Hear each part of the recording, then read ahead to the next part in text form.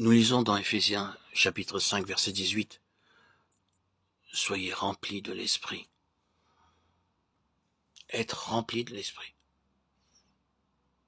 Ce n'est ni par les émotions, ni par aucune impression de lumière, de force ou de joie qu'il faut attendre la présence du Saint-Esprit, en être rempli. Mais c'est dans notre vie intime, dans la région au-delà de toute connaissance, mais de tout sentiment, à laquelle la foi seule donne accès, là où l'essence même de notre être existe et possède l'Esprit, avant que nous le sachions et le sentions. Si vous voulez savoir ce que c'est que d'être rempli de l'Esprit, voyez ce qu'a été Jésus ici-bas. Voyez ce qu'il fut le dernier soir de sa vie terrestre. Lavant les pieds de ses disciples et sachant que le Père lui avait remis toutes choses entre les mains, qu'il était venu de Dieu et qu'il s'en allait à Dieu. Jean 13, 3. Cette paisible assurance qu'il était venu de Dieu nous est la preuve qu'il était rempli de l'Esprit.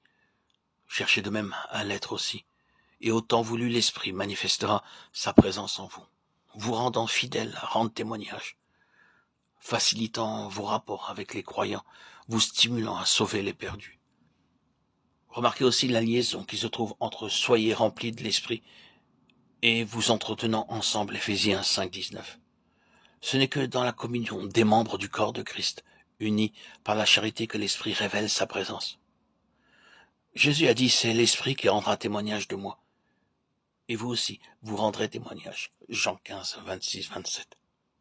C'est quand nous voulons obéir que nous pouvons avoir conscience d'être remplis de l'Esprit. Ils furent tous remplis du Saint-Esprit et commencèrent à parler. Acte 2, 4. Dès que nous possédons ce même esprit de foi, nous devons parler. Il faut que la source jaillisse, que le fleuve coule. Le silence serait la mort. N'attristez point le Saint-Esprit de Dieu, Éphésiens 4, 30. Cette recommandation précède le commandement « Soyez remplis de l'Esprit ». Nous ne pouvons pas produire vie et croissance, mais nous pouvons éviter ce qui ferait obstacle. À nous de vouloir obéir, de nous détourner de la chair pour nous attendre à Dieu. À nous de nous soumettre à l'Esprit dans tout ce que nous connaissons de la volonté de Dieu. Tandis que c'est d'en haut que nous serons remplis de sa présence. Attendez-le donc de Dieu, vous tenant en prière au pied de son trône. Et pendant que vous priez, regardez au-dedans de vous et croyez que cette puissance invisible a réellement pris possession de votre être tout entier.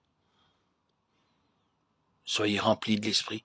C'est là le devoir et le privilège de tout croyant. Et puisque Dieu le commande, il faut que ce soit possible. Et certain, il faut que ce soit au pouvoir de la foi. Veuille notre Dieu hâter le jour où aucun croyant n'en doutera plus.